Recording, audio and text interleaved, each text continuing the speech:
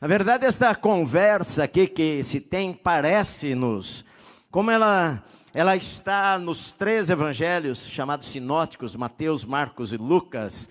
Ela está na mesma sequência do que aconteceu anteriormente. Então ela tem a ver com o que aconteceu anteriormente. Às vezes você vai ler de um evangelho para o outro, há outras coisas no meio, mas esta passagem está imediatamente após o encontro que Jesus teve com Levi, mudando a vida daquele cobrador de impostos. Você se lembra, semana passada eu falei que Jesus ele estava na sua casa, ele voltou para casa porque ele havia curado um leproso e falado para o leproso: você fica quieto, fecha o bico, não fale nada para ninguém do que aconteceu com a sua vida. Mas o camarada lá começou mal a vida cristã, desobedecendo ao Senhor, e foi lá e falou para todo mundo, espalhou a notícia, de maneira que Jesus já não podia entrar nos lugares que ele pretendia entrar. Ele interrompeu a sua viagem, digamos, pelas pequenas cidades da Galileia, que no capítulo 1 falou que ele pretendia ir, e ele voltou para Cafarnaum, e lá em Cafarnaum ele cura um paralítico, e começa, quando desceram um paralítico na frente dele, lá fizeram buraco na casa, lá da casa de Pedro, onde Jesus estava morando, e desceram um paralítico, e Jesus, ao olhar para ele, fala: filho, os teus pecados estão perdoados. E as pessoas ficaram pensando: como assim? Quem é este homem aí? Os religiosos, quem é ele para perdoar pecados? Ele não pode perdoar pecados, só Deus pode perdoar pecados. E Jesus fez uma pergunta para eles: o que é mais fácil falar? É mais fácil falar, perdoados estão os teus pecados, ou levanta, toma a tua cama e vai para a tua casa? É claro que falar é mais fácil, falar, perdoados estão os teus pecados, porque ninguém vê, mas é mais difícil fazer, que era o que Jesus estava dizendo aqui. Na verdade, Jesus estava usando uma linguagem que não era, você tinha que enxergar por trás daquilo. Era mais fácil falar: estão perdoados os teus pecados, mas na verdade, na prática, era mais difícil fazer isso daí, porque para curar o paralítico, bastava ele falar uma palavra, mas para perdoar pecados, ele teria que dar a vida dele, ele teria que morrer pelos pecados das pessoas. Mas aí fica a pergunta: que tipo de pecado Jesus pode perdoar? Qual é o tamanho do pecado? Ou será que para mim, que sou um grande pecador e já fiz tantas coisas erradas na minha vida, será que tem jeito para a minha vida também? Será que eu tenho cura para mim? Será que o Senhor não perdoou aquele homem lá porque ele era um doente, ele precisava, acima da cura, do perdão? Mas será que eu, que sou pecador e que já fiz tantas coisas ruins, tem perdão para mim? Então a Bíblia diz que Jesus, logo em seguida, ele saiu, foi para o mar, como agora ele iria acostumar a fazer, a pregar da praia, porque as multidões vinham até ali. E ele pediu para Pedro: sempre deixa um barquinho aí, que se tiver muita gente, eu entro no barco e prego de longe para as pessoas, porque não tem como ficar espremido ali no meio de tanta gente. E ele agora está pregando, e após ele pregar, ele volta para Cafarnaum, e no meio do caminho ele encontra a coletoria e Levi, que foi o que eu preguei hoje pela manhã, à noite, pela manhã, sobre a vida de Mateus ou Levi. E Jesus transforma a vida daquele homem, simplesmente passa e fala: me segue. Ele largando tudo, Lucas diz, deixando tudo, deixou o seu trabalho, a coletoria, que de onde ele tomava seu lucro. Ele era extremamente ganancioso. Eu expliquei hoje de manhã, interessante você ouvir isso daí. E ele era o pior dos cobradores de impostos, aquele que põe a sua cara a bater, aquele que não se envergonhava do que fazia, de extorquir as pessoas. Ele amava o dinheiro, e naquele dia, ele com certeza ouvira falar de Jesus, estavam na mesma cidade, ouviu sobre pregações, ouviu o comentário, o burburinho de curas, milagres. E Mateus ou Levi, ele conhecia muito bem o Velho Testamento, ele foi criado na sinagoga, embora hoje ele não pudesse mais entrar na sinagoga, porque ele era um cobrador de impostos. impostos, e nenhum rabino chegava perto de um cobrador de impostos. Eles odiavam os cobradores de impostos. Se um cobrador de impostos quisesse seguir a um rabino, o rabino ia tentar fazer de tudo para dissuadi-lo. Não me siga, não. Enfim, mas Jesus salva Mateus e muda a vida dele radicalmente. E Mateus, tão feliz, ele resolve dar um banquete na sua casa. Lucas fala que ele deu um banquete na sua casa, uma festa. Ele convidou todos os seus amigos, que não era lá aquela turma mais comportada da cidade. Na verdade, era a máfia da Galileia, a máfia de Cafarnaum, os cobradores de impostos, os ladrões, as prostitutas que ele se envolvia, os pecadores. E a casa se encheu. A Bíblia diz que a casa estava lotada de publicanos e pecadores, gente da pior qualidade, que ninguém queria estar com aquelas pessoas. Você imagina só hoje, o pastor vai numa casa e a casa está cheia de gente da pior qualidade que você imagina numa sociedade cheia de mulheres e prostitutas, e cheio de ladrões, e cheio de traficantes. E lá estava Jesus com seus discípulos comendo com aquelas pessoas, e logo os religiosos já começaram a criticar. Evidentemente eles não entraram naquela casa, mas eles de fora, eles viram aquilo lá e falaram para os discípulos de Jesus: como assim, por que o mestre e vocês comem com publicanos e pecadores? Jesus, ouvindo aquilo, falou para eles: olha, os sãos não precisam de médico, os doentes precisam de médico. Primeiro vocês precisam aprender o que significa misericórdia quero e não holocaustos. É isso que vocês precisam aprender. A lição é misericórdia. Misericórdia para quem precisa de misericórdia. Misericórdia para aquele que está perdido. Misericórdia para o pior pecador da cidade. Misericórdia para com a pior pessoa. Sabe por quê? Porque a religião, ela fecha os olhos das pessoas, e a religião faz com que a gente ache que a gente é o saudável, que a gente não precisa de médico, a gente é são, a gente não precisa nem de Deus, porque a gente mesmo se salva, a gente faz o que é correto, a gente não mente, a gente não adultera, a gente anda direitinho, e a gente segue as regras da igreja.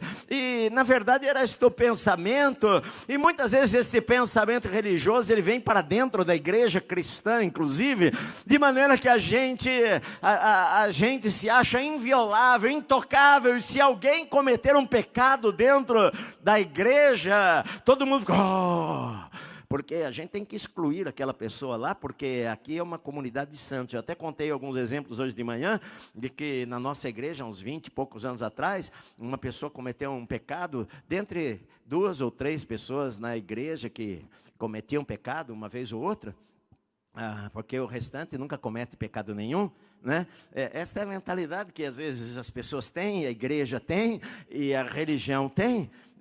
A religião, religar, é o homem tentando chegar a Deus através das suas práticas e ganhar pontos com o céu e ser favorecido pelo céu, porque ele não faz isso, ou não faz aquilo, ou faz isso, ou faz aquilo.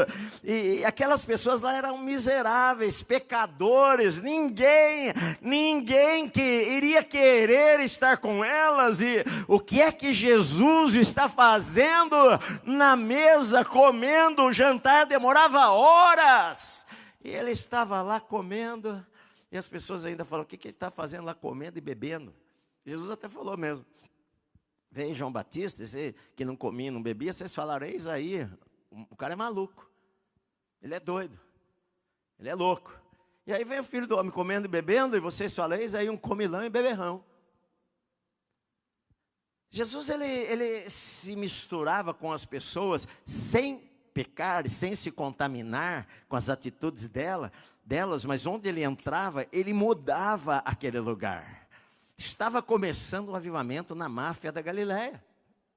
Estava começando um avivamento entre os piores pecadores. Por isso que Jesus falou: olha, eu vou falar uma coisa para vocês, no reino de Deus, muitos cobradores de impostos, muitos publicanos e pecadores vão entrar na frente no reino de Deus do que vocês.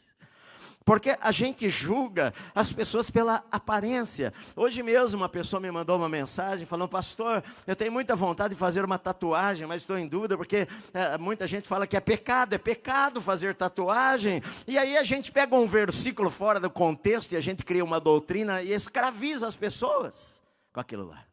Escraviza as pessoas. A religião escraviza as pessoas. Você quer ser crente? Está aqui a lista, ó, dos podes e não podes, tá? Quando eu me converti era aquilo, ó, não pode ir no cinema, não pode assistir futebol, porque você gosta muito de futebol, mas a partir de agora você não assiste mais futebol. Você era santista, agora você não é mais santista, só se for santista do céu, que agora você não pode mais, que agora é crente, agora você ora, lê a Bíblia, jejua, vai para a igreja. É isso aí. Não pode ser feliz também, muito feliz não, nem dar risada. Na minha época eu achava que, quando eu me converti, era pecado contar piada. Crente não conta piada. Porque crente não pode dar muita risada. Tem que ser a vida séria. E a gente acaba achando que isso era verdade. E a gente, quando lê os evangelhos, de vez em quando eu dou risada. Às vezes eu choro, às vezes eu dou risada com as respostas de Jesus, com as coisas que Jesus falava, que eram cômicas. Jesus, às vezes, ele tinha um senso de humor muito apurado. Jesus falava algumas coisas que, quando você entende pelo contexto da época, você dá risada de Jesus falar aquelas coisas para aquelas pessoas. Jesus está lá tranquilamente, sem se contaminar, sem se sentir um pecador, sem quebrar as regras nenhuma. Ele simplesmente estava lá porque ele tinha misericórdia. Para ele a misericórdia era mais importante do que o sacrifício, do que oferecer um cordeiro, oferecer um animal, levantar as mãos no templo. Jesus estava ali entre os pecadores e a zombaria que faziam com ele era que ele era amigo de pecadores. Essa era a pior zombaria que poderia fazer, porque para um rabino, não, o mestre, ele não se contamina, ele não chega perto de um pecador. Imagina uma prostituta chegar lá, Jesus na mesa reclinado, e a mulher começar a chorar lá atrás e molhar os pés dele com as lágrimas, soltar o cabelo e enxugar os pés dele. Nossa, isso é um escândalo nacional, ele seria excluído da igreja. E foi morto por causa disso. Porque ele era amigo de pecadores. E aqui a gente vê que logo em seguida, porque Jesus falou: são os não precisam de médicos, sim os doentes. Se você se acha são, está tudo certo. Não foi para vocês que eu vim, me esqueçam. Eu vim para aquele que vê que estou quebrado, minha vida está arrebentada, estou no fundo do poço, eu sou um miserável, pobre, necessitado. Pobre que eu digo não é de dinheiro, pobre de espírito, de vida. Minha vida não tá com nada. Eu preciso de Deus. Eu preciso de Deus na minha vida. E Jesus falou: foi para você que eu vim. Eu vim para você. E Lucas acrescenta isso daí. Lucas, no Evangelho, ele fala, eu queria que... Mateus fala isso daí, ele cita Oséias, ele fala, olha, antes vocês irem e aprender o que significa misericórdia, quero... e não sacrifícios, porque eu não vim para os justos, eu vim chamar os pecadores ao arrependimento. Foi isso que eu vim fazer. Mas a Bíblia diz que as pessoas, os religiosos, não se contentam com estas respostas e quiseram questionar a Jesus, porque a Bíblia diz que os discípulos de João e os fariseus estavam jejuando aqueles dias lá. E os fariseus jejuavam 2 vezes por semana, era a regra deles, segunda e quinta-feira eles jejuavam todas as semanas. E os discípulos de João também aprenderam a jejuar. Os discípulos de João, ouvindo aquela mensagem de arrependimento, que João falava: raça de víboras, se convertam, o reino de Deus está próximo. E os discípulos de João entenderam que eles precisavam se humilhar, se arrepender, e eles jejuavam também. Na verdade, na Bíblia, no Velho Testamento, fala uma única vez sobre jejum. No dia da expiação, o Yom Kippur para os judeus, quando fala naquele dia de arrependimento nacional, não fala de jejum, mas dá para entender que é jejum, porque fala: olha, naquele dia vocês vão afligir a sua alma, vocês vão afligir a sua alma, e esta aflição da alma se entendeu que era jejuar, então eles começaram a jejuar. Mas é a única vez na Bíblia, no Velho Testamento, a única coisa na lei que fala que para jejuar. É claro que a Bíblia mostra no Antigo Testamento muita gente jejuando, jejuns de 3 dias, como Esther fez, de 7 dias, jejum de 21 dias, jejum de 40 dias, como Moisés, Elias, e o próprio Jesus jejuou 40 dias, e Jesus incentiva ao jejum, mas diferente daquele jejum que os fariseus faziam, apenas para serem vistos pelos homens. Os fariseus, eles jejuavam, e Jesus no Sermão do Monte, ele falou: olha, quando vocês jejuarem, de certo Jesus esperava que os seus discípulos fossem jejuar. Não é errado jejuar, Jesus incentiva o jejum, ele dá o exemplo de jejum. Mas ele diz: quando vocês jejuarem, não façam como os hipócritas, que eles desfiguram o rosto, eles se descabelam todo, eles ficam com cara de jejum. O que foi? Estou jejuando hoje. Eles fazem isto só para receber o aplauso dos homens, só para que as pessoas os admirem, só para que as pessoas olhem para eles e falem: olha, eles são de Deus, eles jejuam. A intenção, a motivação estava errada. Jesus falou: quando vocês jejuarem, façam assim, olha, unja com óleo, penteia o cabelo, lava o rosto, porque o objetivo de vocês não é que os homens acham que vocês jejuem, mas o teu pai que vem em secreto, ele vai recompensar você pelo que você faz. Mas os fariseus, a religião, ela prende tantas pessoas que eles ficaram espantados, porque nós estamos jejuando, e os fariseus jejuam com frequência, e os discípulos de João estão jejuando, e a pergunta é: por que os seus discípulos não estão jejuando? Por que os seus discípulos não jejuam? Era o que eles falaram para Jesus. Na verdade, a pergunta deles não era para aprender alguma coisa ou por curiosidade. A pergunta é uma crítica. Eles não estavam perguntando porque eles queriam saber, eles estavam perguntando por querer criticar. Por que nós jejuamos e vocês não? Por que nós fazemos e vocês não? Por que nós jejuamos enquanto isso os seus discípulos estão comendo numa festa com pecadores, todos sentados à mesa com o pior da Galileia, o pior de Cafarnaum, ao invés de se consagrarem a Deus? Esse que é o problema. A religião, ela esmaga a vida das pessoas. A religião, você faz as coisas porque é obrigado a fazer. Você faz as coisas porque foi determinado para você fazer. Você faz as coisas porque você aprendeu a fazer daquela maneira.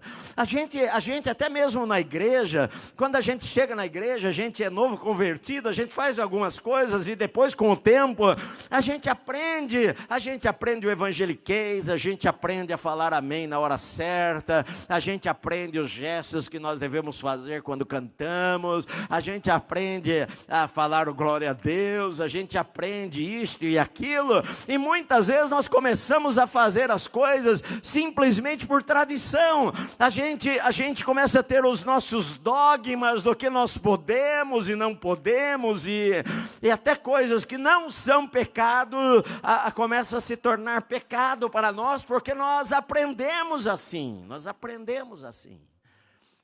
Então, é pecado fazer tatuagem, ou é pecado fazer determinadas coisas que a Bíblia não fala que é pecado, mas nós criamos as nossas tradições dizem, e as nossas tradições acabam sendo maiores do que a palavra de Deus nos diz, e isso incomodava. Jesus era o cara que mais incomodava os religiosos. Ele incomodava os religiosos, porque ele era santo, ele vivia para Deus, ele nunca pecou. Ele sentava na mesa do publicano, do pecador, ele sentava na mesa do fariseu. O fariseu convidou ele para jantar, ele foi lá na casa do fariseu jantar também. Ele foi na casa de Zaqueu, que era o cobrador de impostos lá em Jericó. Ele foi na casa de Mateus, que era o cobrador de impostos lá em Cafarnaum. E aquilo não incomodava Jesus, e Jesus falava com as pessoas, e Jesus pregava para as pessoas, e curava as pessoas, e libertava as pessoas. Parece que Jesus se sentia bem em todo lugar, ele se sentia bem com os pecadores também, ele sentava com eles. Os fariseus falavam o seguinte: olha, está escrito, bem-aventurado o homem que não se detém no caminho dos pecadores. E isso eles entendiam de que a Bíblia está falando que eu não devo pecar, que eu não devo aprender o que os pecadores falam, mas eles interpretavam o seguinte, que eu não devo nem passar perto, eu não devo sentar com ele, eu não devo andar com ele, eu não devo comer com ele, então eu tenho que ser separado. Era isso que significava a vida do fariseu. E ele não conseguia entender a alegria de Jesus em estar com pecadores, não conseguia entender. Às vezes as pessoas não conseguem entender a alegria da igreja. Sabe, na história da igreja, a igreja ela vai criando seus dogmas e vai ficando aprisionada pelos seus dogmas. De maneira que você entra em igreja e vê a plaquinha lá, silêncio neste lugar. Tira os seus sapatos ao entrar neste lugar. Você está em terra santa. E tira a festa da igreja, tira a espontaneidade da igreja. Tira aquela expressão de alegria da igreja. Você não pode mais ser feliz, você não pode mais dar risada. Se der risada, você é taxado como, você não é muito espiritual. Você não é muito espiritual. O espiritual sempre está sério. O espiritual sempre fala, glória a Deus. Sempre está citando versículo da Bíblia. E a gente confunde as coisas. E é o que aconteceu aqui com Jesus. Jesus ele dava risada com os seus discípulos. Ele era feliz, ele era alegre. Ele estava lá num banquete, a casa abarrotada de gente, de prostituta e de traficante, se fosse hoje. E estava lá lotada de gente corrupta, que você falava, nossa, olha o pastor, onde ele está com aquele povo lá, o que ele está fazendo lá? Ele não pode andar com esta gente aí, mas Jesus andava com esta gente, sentava com eles, não vivia as práticas deles, mas comia com eles. Isto incomodava, de maneira que eles falaram, por que nós jejuamos e vocês não jejuam? Por que nós aprendemos a jejuar e nós guardamos o jejum e jejuamos 2 vezes por semana, mas seus discípulos não jejuam? É a obrigatoriedade do jejum, que toda segunda-feira e quinta-feira você precisa jejuar. Se você não jejuar naquele dia, você sente com a sua consciência pesada, porque aquele dia era o dia de jejum e você não jejuou. Quando a gente começa assim, a gente está ficando religioso. Jesus incentivou a jejuar, e nós devemos jejuar sim, devemos jejuar. Mas isso não quer dizer que a gente tem que jejuar segunda ou quarta, ou segunda ou quinta, ou segunda ou terça, ou porque a norma é esta, mas nós devemos jejuar porque nós amamos a Deus e queremos ter um relacionamento mais profundo com Deus. E o jejum na Bíblia era para tristeza, era entristecer-se, era rasgar a roupa, era rasgar as vestes, era arrependimento. Mas há também jejuns, como daquela Ana, lá no Evangelho de Lucas, que não cessava de jejuar e orar, e esperar o Messias, a promessa de Deus. Ela se consagrava a Deus. Jejum também é consagração a Deus, mas isso não é obrigatório, isso não é uma regra, isso é a disposição do meu coração. A minha alma anseia por Deus, tem sede de Deus, eu quero mais de Deus em minha vida, é por isso que eu faço. Não porque se eu não orar das 8 às 9 da manhã, ou das 5 às 6 da manhã, eu me sinto o pior dos pecadores. Naquele dia, que eu coloquei uma regra para mim, que eu vou orar todos os dias das 5 às 6 da manhã, e hoje eu quebrei, nossa, eu estou mal. O cristiano não tem que estar mal, porque você dormiu a mais, tudo bem, hora das 10 às 11, hora das 3 às 4. Sabe o que Jesus está dizendo é que eles criaram um sistema de regras que, se alguém não se encaixasse naquelas regras, não era espiritual. Que não pode ter festa, que não pode rir, que não pode... Por isso que Jesus falou, olha, primeiro vocês aprendam o que significa misericórdia. Porque essas pessoas, que eu estou com elas precisam de misericórdia. Eles não entram no templo, eles não vão na sinagoga, eles se sentem os piores dos pecadores, Eles são rejeitados, eles são colocados de lado. Ninguém quer andar com eles, nenhum rabino quer sentar com eles. Se eles quiserem seguir algum rabino, o rabino vai fazer de tudo para ele que eles não me sigam, não. Vai queimar o meu filme, vai me trazer uma má reputação. E Jesus falou, não, eu tenho prazer de estar com eles. Eu tenho prazer de estar com eles, de comer com eles, de passar meu tempo com eles, de falar a palavra com eles, de falar do amor de Deus, falar de Deus para eles. Eu tenho prazer em fazer isso daí. Não adianta vocês entrarem no templo e oferecer lá o cordeiro e oferecer os animais. Não é isto que mais agrada a Deus. Não é o levantar das mãos, não é não rasgar das vestes. Primeiro vocês aprendam o que significa misericórdia, quer e não sacrifício. Depois a gente vai conversar. Por que nós jejuamos e vocês não jejuam? Por que vocês festejam quando nós jejuamos? Porque tudo tem o seu tempo certo, tudo tem a sua hora. Tem tempo para chorar, tem tempo para rir, tem tempo para jejuar, tem tempo para ir na festa, tem tempo para comer bolo, tem tempo para ir no velório, tem tempo para abraçar, tem tempo de separar, de abraçar, tem tempo de rir e de chorar, enfim, a Bíblia diz que há tempo para todas as coisas debaixo do sol.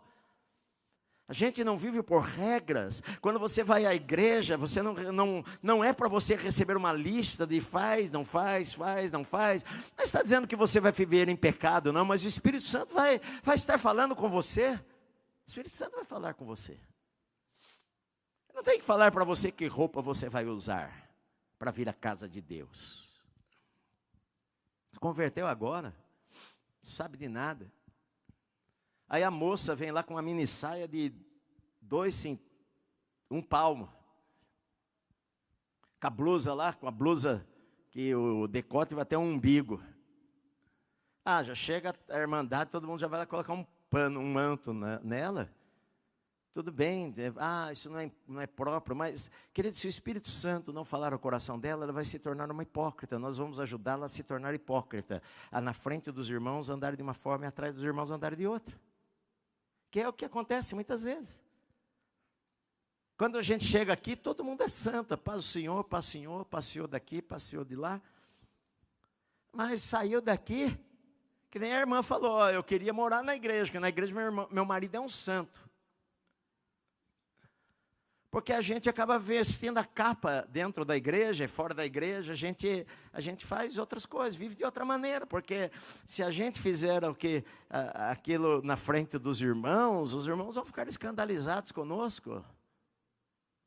Eu falei hoje de manhã, falando do texto lá de Mateus, que eu já contei para vocês várias vezes, que a gente tem um padrão de que a gente acha que a gente não pode fazer isso, não pode fazer aquilo, não pode fazer aquilo, não pode fazer aquilo.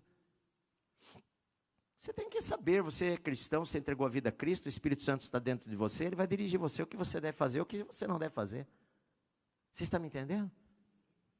Sim. Quando eu estava na rua andando, o irmãozinho com o cigarro na mão, e eu cheguei por trás dele, assim, bati no ombro dele, meu querido, abracei, e ele tal, pastor, tal, irmão, tal, e ele deu aquela virada assim no cigarro, amassou na mão assim. E eu olhava assim para a mão dele, só via fumacinha saindo entre os dedos. Tadinho do irmão, queimou a mão. Porque sabe por quê? Porque a gente pensa o seguinte, vão me julgar.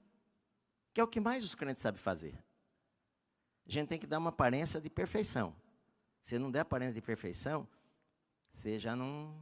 A gente descarta você, que a gente quer andar com os santos.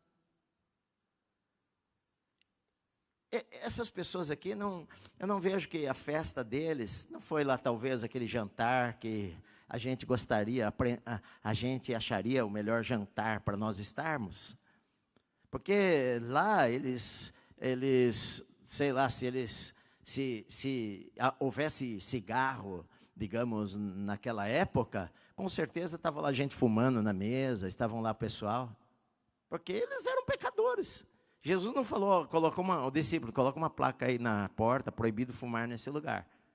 Ele foi jantar lá na casa do publicano, Mateus, que estava tão feliz da vida e queria levar os seus amigos a Jesus, que encheu a casa de gente do pecado. Encheu a casa de gente pecadora, e Jesus estava lá.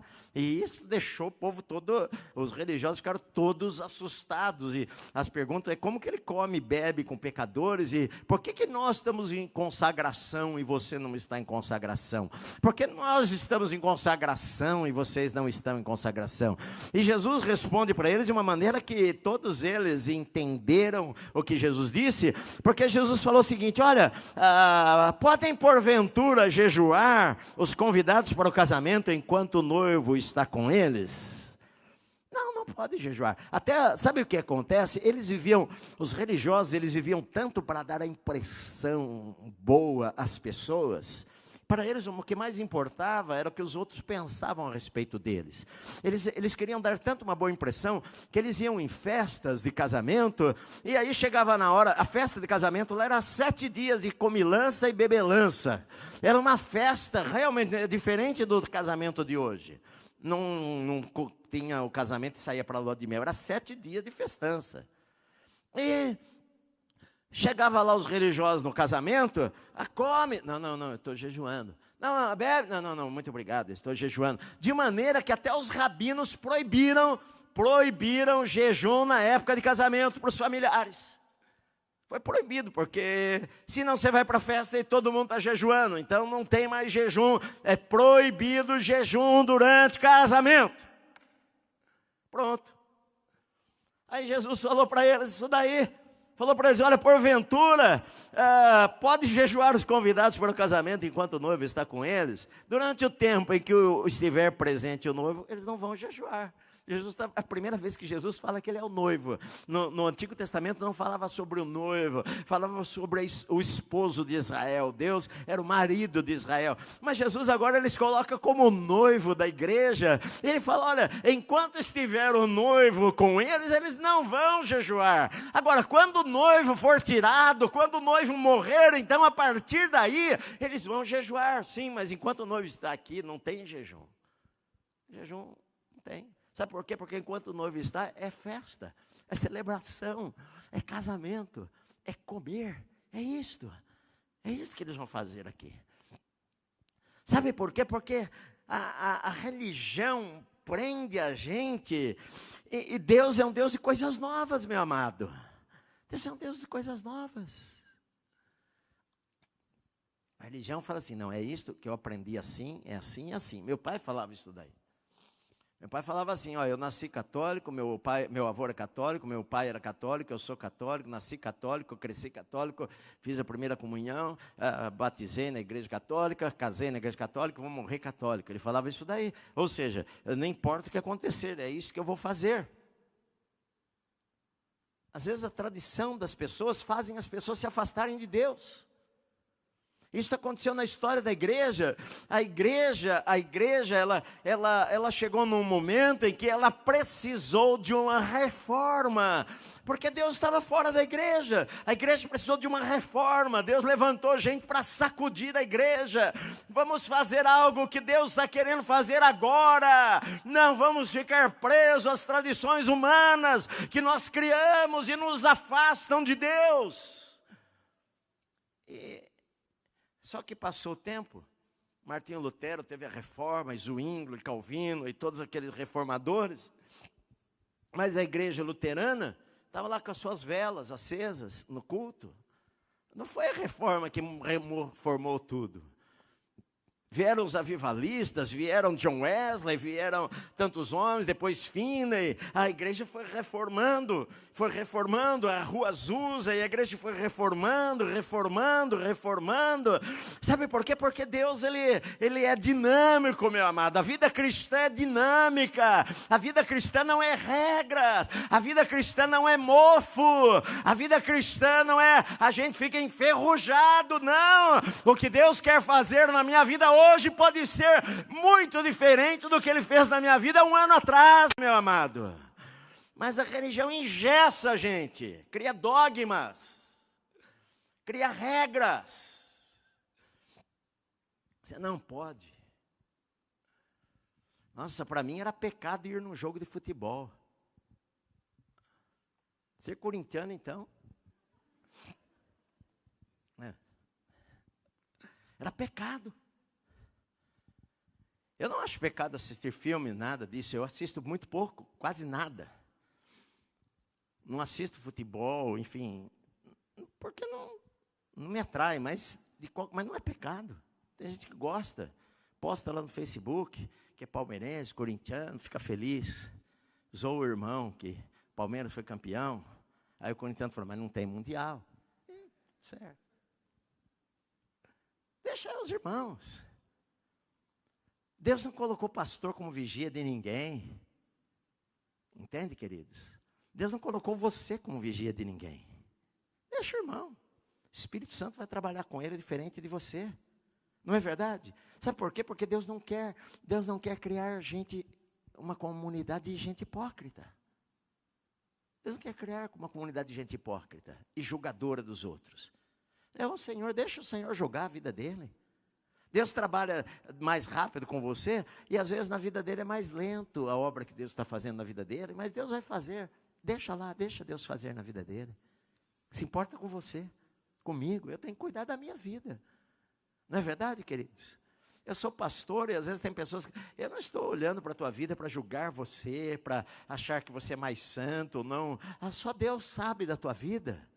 E Jesus, ele fala para eles, olha, eles estavam, a religião deles era velha, a religião deles era uma tradição, e Jesus então fala para eles assim, olha, dias virão em que ele será tirado do noivo, e nesse tempo eles jejuarão. Ninguém costura remendo de pano novo em veste velha, porque o remendo novo tira parte da veste velha e fica maior a rotura. Ninguém faz isso, eles entenderam o que Jesus queria dizer.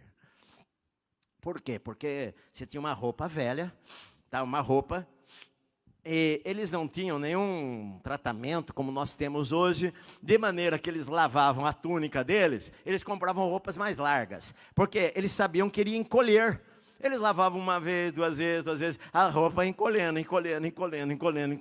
até chegar no tamanho que não encolhia mais. Ótimo, era esse tamanho, eu comprei desse tamanho GG, aí foi encolhendo para ficar do meu tamanho. Só que a roupa ficava velha e rasgava.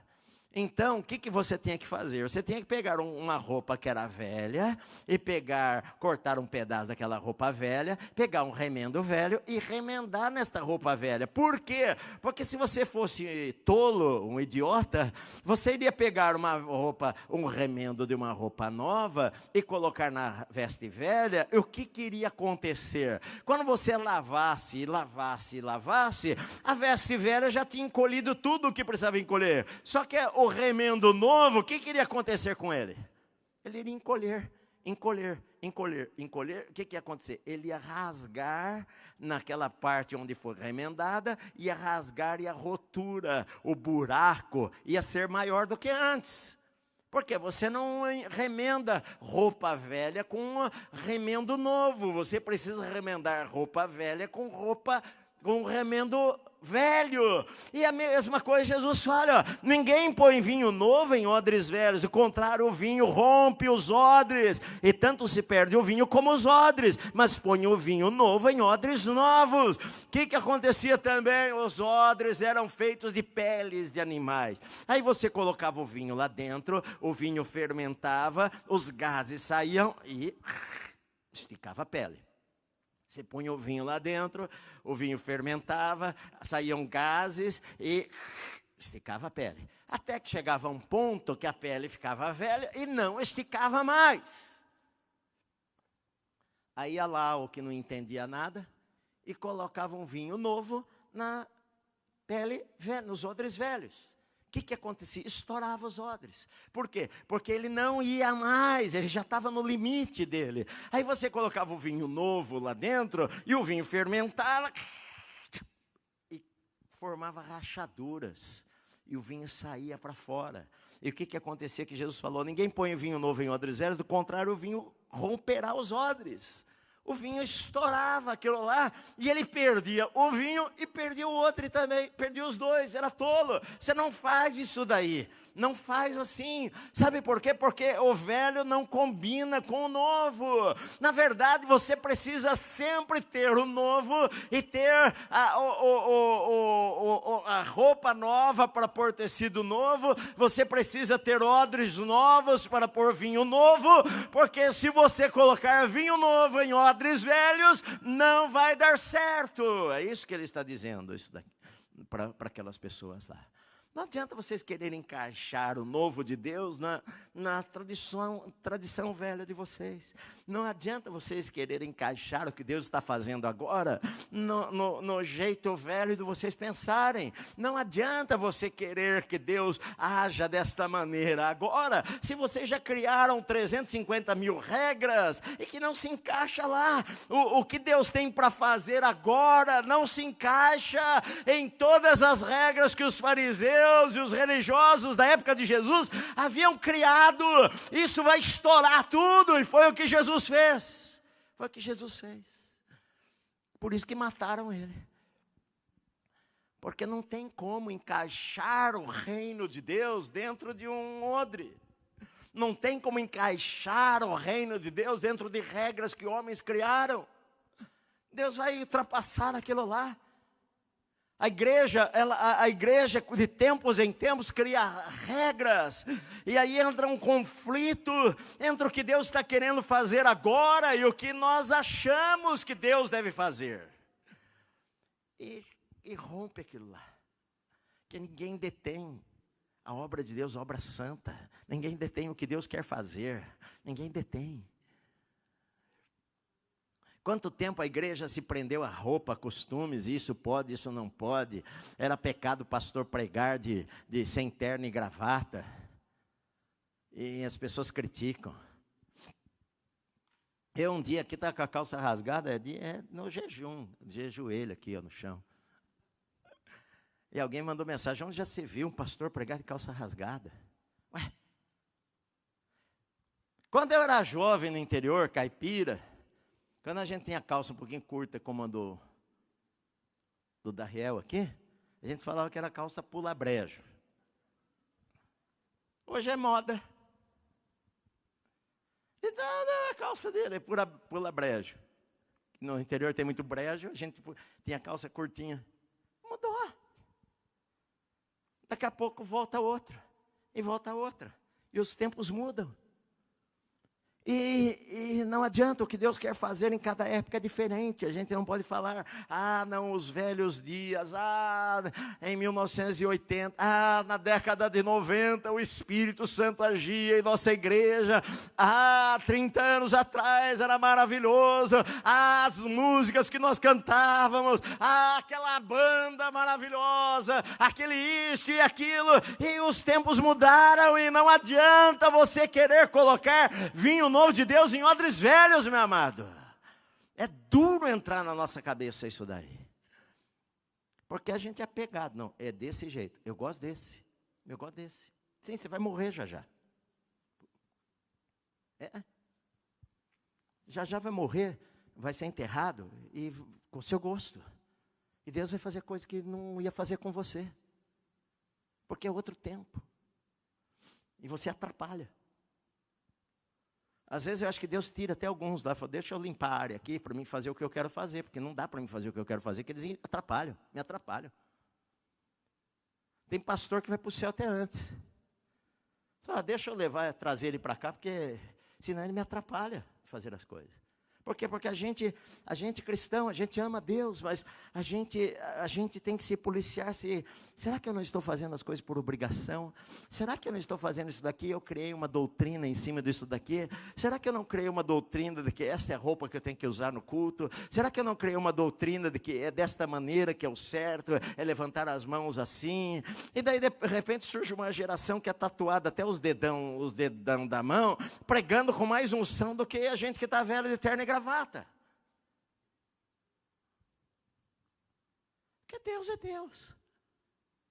Os cânticos mudam. Na época de Martinho Lutero era de um jeito.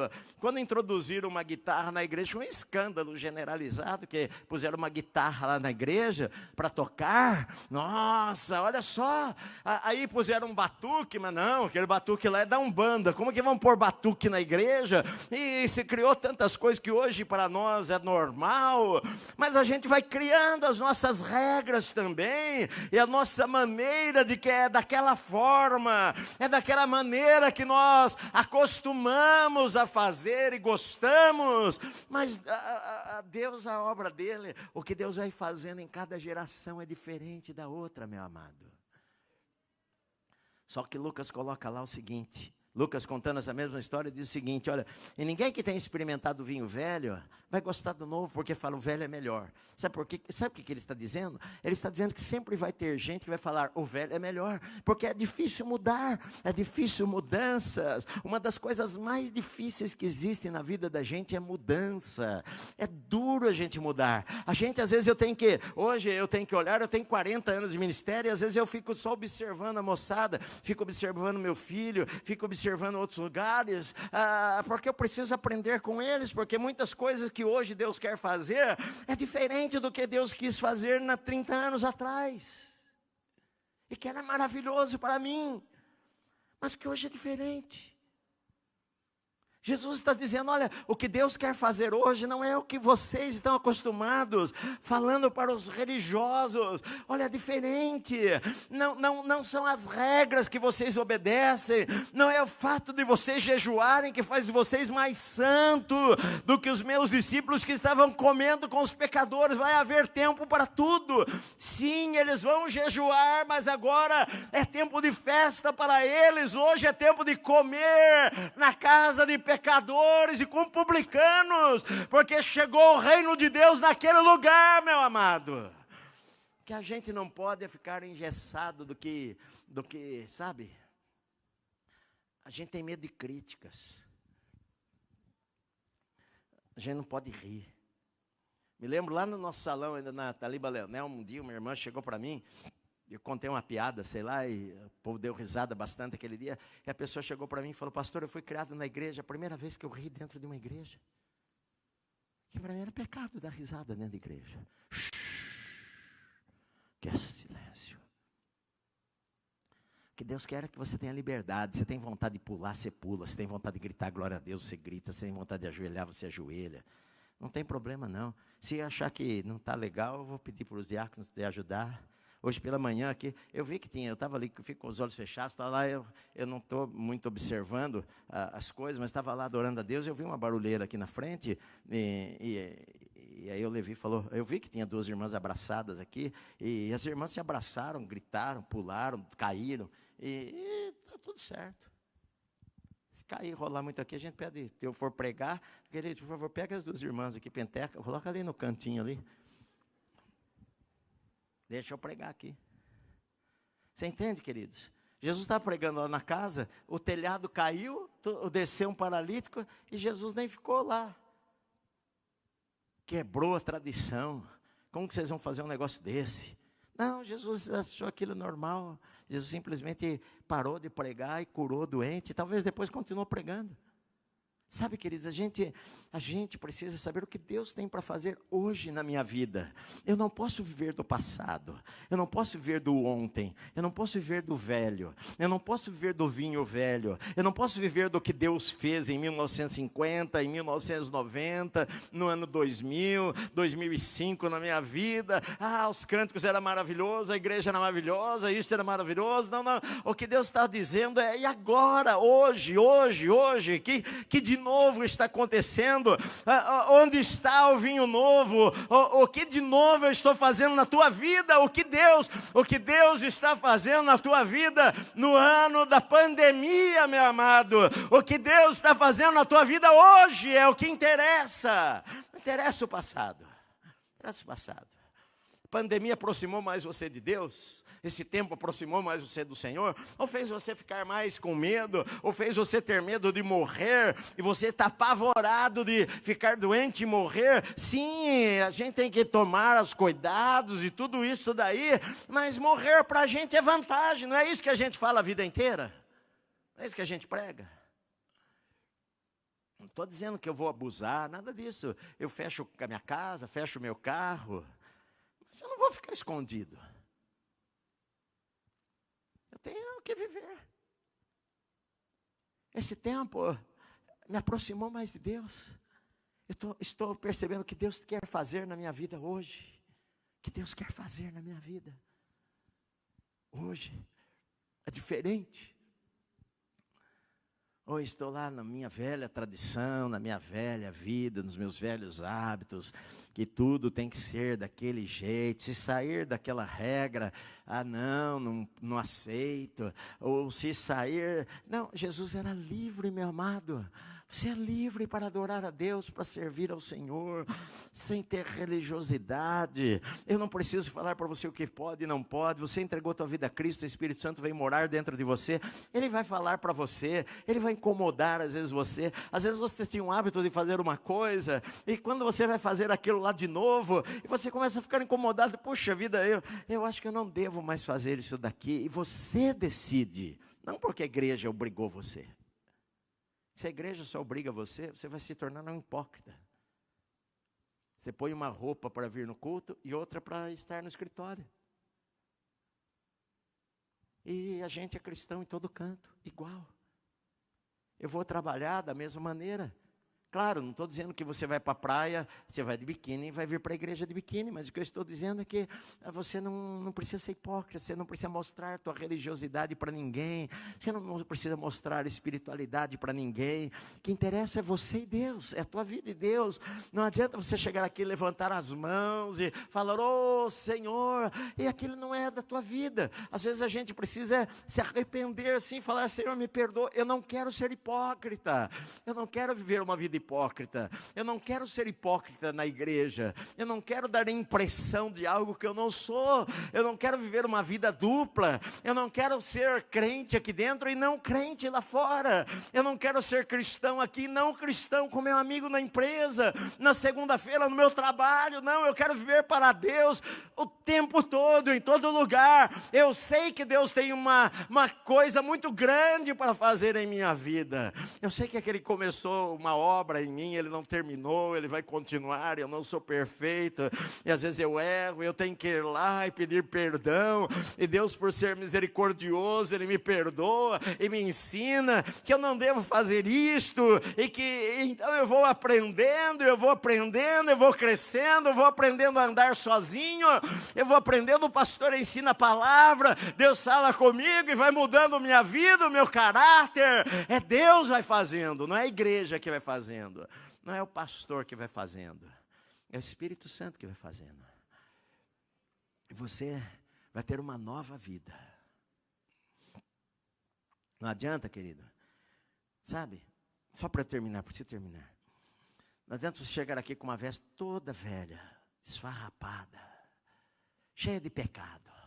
Imagina, você chegou na igreja, você chegou a Jesus, você estava lá com uma roupa toda velha, toda manchada, suja. E aí o pastor vai lá e coloca um adesivo aqui.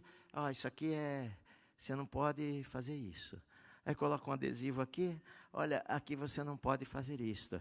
E a gente vai colocando uns remendos aqui, remendo ali, remendo lá. Evangelho não é remendar, religião remenda. Evangelho é tirar a roupa e dar uma roupa nova. Aquele que está em Cristo, nova criatura é. Ele agora vai começar a aprender a andar. Agora ele vai começar a aprender a dar os passos. Ele vai errar, sim. Gente, é paciente com ele. Ninguém é perfeito. Vamos amá-lo, ajudá-lo. Às vezes na igreja acontece, eu contei hoje de manhã, de uma pessoa que uma vez ficou grávida, uma moça ficou grávida na igreja, ela trabalhava na igreja, e eu sei que ela iria passar vergonha, eles contaram para mim, choraram, enfim, ia passar vergonha, porque a igreja é pequena, trabalhava na igreja, e os irmãos vão ver, os irmãos vão criticar, e os irmãos vão, olha, nossa, você viu, a barriga está crescendo, será que está grávida? Aí eu falei para ela, querida, acha a melhor coisa a gente chamar os irmãos e falar para os irmãos o que aconteceu e acabou. O problema não é a criança de ficou grávida, o problema é o pecado que fizeram, porque a gente se importa mais com o que os outros, né? Os outros vão falar, como não ficou grávida, não tem problema nenhum. Né? O problema não está no ficar grávida, o problema está no que fez para ficar grávida, antes da hora. Mas a gente se preocupa mais com o resultado, porque o resultado das pessoas vão saber quem nós somos, que nós erramos. E a gente não quer dar esta impressão de que nós erramos. A gente quer sempre ter a aparência de santidade em tudo. E eu cheguei, chamei os irmãos, falei para eles, e os irmãos o perdoaram, até porque quem que não errou na vida, atira pedra primeiro. O que eu vejo é isto. A gente é uma comunidade que abraça pessoas, e não julga as pessoas. A gente é uma comunidade que sabe que Deus está trabalhando na vida dos outros, e a gente tem que ser paciente para Deus trabalhar na vida dele, e não eu trabalhar na vida dele. Deus vai trabalhar na vida dele, e Deus vai mudar a vida dele. Eu não tenho que ficar falando. Quando o Senhor começar a tocar no coração dele, ele vai jejuar. Vai ter o tempo para ele jejuar. Não, irmão, jejua 2 vezes por semana. O irmão lá vai jejuar, lá, sem vontade, mas só porque eu estou falando para ele fazer. Não, Deus vai despertar você, que você vai ter sede de querer mais de Deus. Então você vai jejuar e vai orar, vai levantar de madrugada e vai clamar a Deus. Deus vai mudar a tua vida, vai mudar a tua história. É isso que Deus quer. Deus quer que você seja guiado pelo Espírito Santo, e não por regras. Não por regras. Isso é novo que Deus tem para você. Vida com Deus é uma coisa maravilhosa. Cada dia é diferente. Cada dia é diferente. A vida com Deus é a melhor coisa que acontece para um ser humano, queridos. Porque Deus não tem nada igual.